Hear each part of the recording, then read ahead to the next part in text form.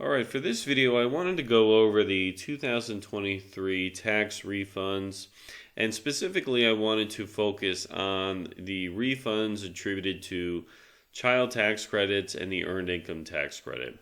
And the child tax credit, this includes a discussion around the refundable portion, which is the additional child tax credit, or the ACTC.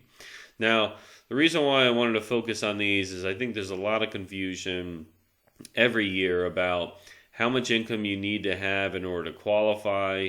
If you have income, what are the amounts of your child tax credit? What are the amounts of the earned income credit?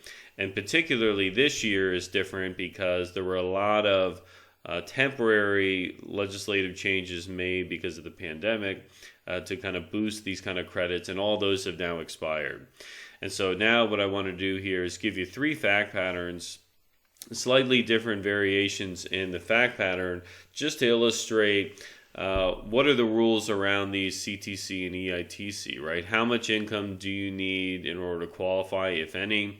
And if so, how do we calculate those varying amounts? So I've got one slide here covering the fact patterns, and then I've also got a couple of PDFs open here. So I've got Publication 596, and I've skipped ahead to the EIC tables. Now, the reason why I have these tables open is because when we look at the returns and we figure out what the earned income is for the taxpayer in those given scenarios, we reference these tables to figure out what the earned income tax credit is for that person in that year. And then in addition to this table, I've got three separate PDF returns, one for each fact pattern. So we'll look at a 1040 for each scenario and see how those numbers are kind of pulling together. So the first question at the top here, is can a parent qualify for these credits without any earned income, right? So if you have a taxpayer here with or without a qualifying child and you have no earned income, can you qualify for these credits? And unfortunately, the short answer is no, right? These were changes that changed over from the prior year, right? In prior years, we had a little bit of relief because of the pandemic. Now that those provisions have expired, we revert back to this position where you really need to have earned income in order to qualify for, some of these credits, particularly the EITC and the additional child tax credit, right? That's the refundable piece. So we'll look at the first one here for John, right? So John is unmarried, so single filing taxpayer, head of household with one qualifying child, and he's just not employed for the year. So John is asking, well, look, I wasn't employed for the year, I don't have any other investment income. Can I file a return and get some money, right? Can I get some relief here? Because I do have a son I need to support. So if we look at his return, John's going to have zero earned income. And for the first thing we're going to look at is, well, can you get the earned income tax credit? And the short answer again is no, right? So the earned income tax credit requires that you have at least some earned income, right? At least $1. And we can see that if we look at the publication table. The Publication 596 EIC table. So if we go to the 596 table, the way these tables work, you look up your earned income on the left-hand side here where it has the at least but less than ranges, and then move across left to right depending on where your filing status is and then how many qualifying children you have. So the very first row here, right, notice how it says your earned income is at least $1, but less than 50. If you're within that range and you have one qualifying child as a head of household, your earned income credit amount is that $9 figure, right? So $9. Now, notice it starts at 1, right? It doesn't start at 0. So if John had $1 of earned income, he could get a $9 EITC credit. But in this case, he doesn't have any earned income, right? If we look at his return, again, he's lines 1A through 7, no income whatsoever. Particularly no earned income up here, right? The earned income range is generally this 1A through 1H element here, or 1Z rather. But yeah, nothing, right? So he's just got his standard deduction from a head of household filer, and then that is it, right? We can see here his earned income credit on line 27 is just 0, right? So no EIC amounts. Now, what about the child tax credit, right? So the child tax credit is on 8812. This is a similar issue for John, right? So the initial child tax credit, remember, it's $2,000 per child. And to the extent that you can't use all of the credit against your tax liability, then there might be a refundable portion as the additional child tax credit. Now, John doesn't have any taxes at all, right? So this $2,000 up here in Part 1 is kind of irrelevant to him, right? Because he doesn't have any tax to offset the $2,000 credit with. So John immediately jumps down to Part 2A here with the additional child tax credit and asks, well, okay, so I don't have any tax to use the $2,000 CTC to offset. Can I get something refunded through the ACTC, right, in Part 2A? And if we look here, the relevant pieces that are important, line 18A, notice line 18A is asking us for earned income at 0. And then question 19 is asking us, is the amount on 18A more than $2,500? If yes, subtract that from the subtract the $2,500 from earned income, and then multiply by 15%, and that's your credit.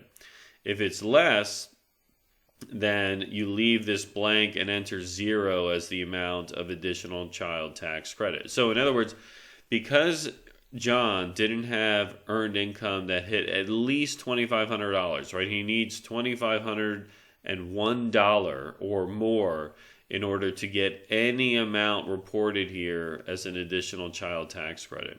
So if you have 0 income, you get no earned income tax credit, and you get no additional child tax credit. All right, so now what if we look at a second example here? Fact pattern 2, right? So we've got John, again, he's unmarried, 1 child, head of household. But in this fact pattern, he worked part-time for the year, only very briefly, and he earned $2,600 in W-2 wages, no investment income. So now what happens? Well, now he's got some earned income. So how does this change his tax return? So if we look at his tax return really quick, so this is his so this is the version of the return where he has $2,600 in W-2 income. So there's his W-2 wages, $2,600. And if we scroll down here, we'll notice he still doesn't owe any tax, right? So he doesn't have enough money earned to actually owe any taxes yet, and that's because the standard deduction completely wipes out his earnings. So no taxes here, but you'll see the software went ahead and populated some earned income credit for us on line 27 and the additional child tax credit on line 28. So how did we get to those numbers? Well, remember, the earned income tax credit is available, right? If you have 1 qualifying child, you just need at least some earned income. So if we look at the earned income, let's look at the earned income worksheet that was part of the tax return. So here's the earned income worksheet that was prepared with TurboTax. Pretty helpful worksheet. Sorry, jumped ahead too fast there. We'll go back to the first page, right? So the earned income credit worksheet, top part here is asking us about self-employed earnings. But we don't have that. We just have wages, right? So we've got $2,600 in earned wages, right? So that's his earned income. And so the $2,600 is going to be the earned income for John. And the worksheet is already pulling from the EIC table $893. So that's his earned income credit. But we're going to show, where they're getting that number from the actual table. So remember, John is head of household, 1 child, and his earned income was $2,600. So if we're on this side of the column here, we could see, okay, so the range is at least $2,550, but less than $2,600 on this line item. Well, that's not us because we're exactly $2,600. So we drop one down to $2,600 to $2,650. This is our line item, and we could see here if we move across left to right, there's our $893. So $893 for head of household, 1 qualifying child. That's how they're arriving at this $893 credit. So if I jump back up to page 2 of John's 1040, you can see here, all right, there's his credit, $893. So that's adding to his tax refund for the year. Now, refund's perhaps not the best word to describe it because there's no taxes paid during the year. There's no taxes owed. There's no taxes paid. This is truly just a refundable credit, right? So the IRS is going to cut him a check for at least the $893 as the earned income credit. Now let's look at the additional child tax credit. So if we go down to page Schedule 8812, so same issue with John in the first one, right? He doesn't actually owe any tax, so he has some earned income. He's got some taxable income, but no tax to offset with this $2,000. And so that's why John's thinking, okay, well, what about the additional child tax credit? What about the refundable piece? So if we go down to Part 2A, similar kind of thought process with the previous one, right? So we've got his the credit is $2,000 per child. The refundable portion is $1,500. So that's the maximum amount that could be refunded to John. So line 18A, notice here now we've got $2,600 of earned income, right? In the previous fact pattern, it was zero because he didn't have any earned income. Now he's got $2,600. And so line 19, again, it's asking us if this is more than $2,500, then subtract $2,500 from that amount. We get $100. Take $100 times 15%, enter the result on line 20. So line 20, that $15, that is the additional child tax credit. So that's the refundable credit that John's getting under this scenario. So on page 2 now, we've got the $893, we've got the $15, and then so the total refund to John from these two credits with earnings of just $2,600 is $908. All right, so that's how that fact pattern is covered. Now, let's move on to the very last one here. So this is where John is self-employed. So John is not married. Again, one child, qualifies as head of household. And so instead of having a part-time or full-time job as an employee, John started an e-commerce store selling some products on Amazon. His total sales were $16,000, inventory was $11,000, and he had expenses of $500. So if we add up all the expenses, subtract from the sales, the net profit from his business is $4,500. And then again, no investment income. So now how does John's 1040 play out? Well, the 1040 is going to show he has $4,182 of earned income, right? And the way they get at that, and we'll look at the return shortly here, is you take the net profit from the business and you subtract the deductible self-employment taxes. So there are some self-employment taxes calculated. It's going to be $318. So $4,500 minus the $318 is how we get the $4,182. So the $4,182 is our earned income, right? So again, keep that in mind when we look at the earned income credit tables and then the additional child tax credit computation. So let's go back to the returns. So we've got John taxpayer here, right? Again, nothing up here as far as wages, compensation. All of his income is coming from Schedule C because he's self-employed. So in this example, notice now he's got some taxes owed, right? And that's because he's self-employed, right? So the self-employed persons are responsible for the employee and the employer portion of the payroll tax. So $636 is John's portion of the payroll tax that's being owed. And then notice down here, we are populating the earned income credit and the additional child tax credit. So how do we get at those amounts again? Well, remember, the earned income credit for John is the $4,182. So if we go back to the table here and try to find $4,182, if we go down here to this line item, right, you see $4,150 to $4,200. If we scroll across from left to right, we can see there $1,420 in this column for one qualifying child. So that's how $1,420 is being populated there as the EIC based on this total, the amount of his earned income. Now, what about the additional child tax credit? Okay, so if we go down to 8812, there's John's Schedule C, right? So we just had a simple Schedule C with some sales, inventory, expenses. So if we go down to Schedule 8812, so we've got the child tax credit computation up here again. Now remember, this is really only good, if you have an ordinary, or so the ordinary federal income tax liability, right? So if you've got a tax liability that's being calculated up here, sorry, go to page 2. So if you got taxes up here, right? So taxes on line 16 and 17, you can apply the child tax credit here in line 19.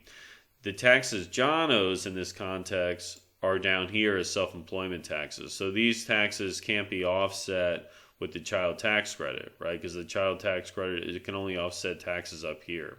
So that's why we still have this 636 amount, even when completing the 8812. So again, this doesn't do John any good. So we go to the additional child tax credit. So we've got $2,000 per child, $1,500 is the maximum refundable portion. Notice here again, the earned income is the same as it was for the EIC calculation, right? $4,182. So we subtract $2,500 from the $4,182, and we got $1,682 net.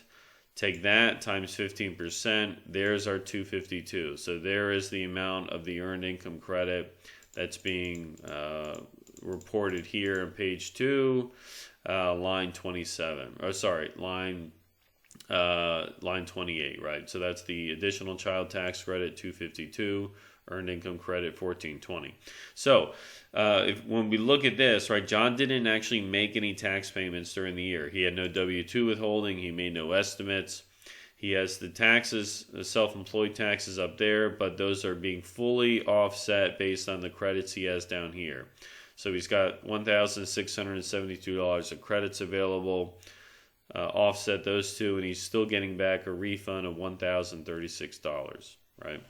Okay, so I hope that was helpful. Again, that the objective here was try to illustrate that, look, now going forward, unless the rules change, you're going to have at least some income, earned income that is, to really qualify for these credits, or at least be able to leverage them in a meaningful way. If you don't have any earned income, then it's going to be a problem for you.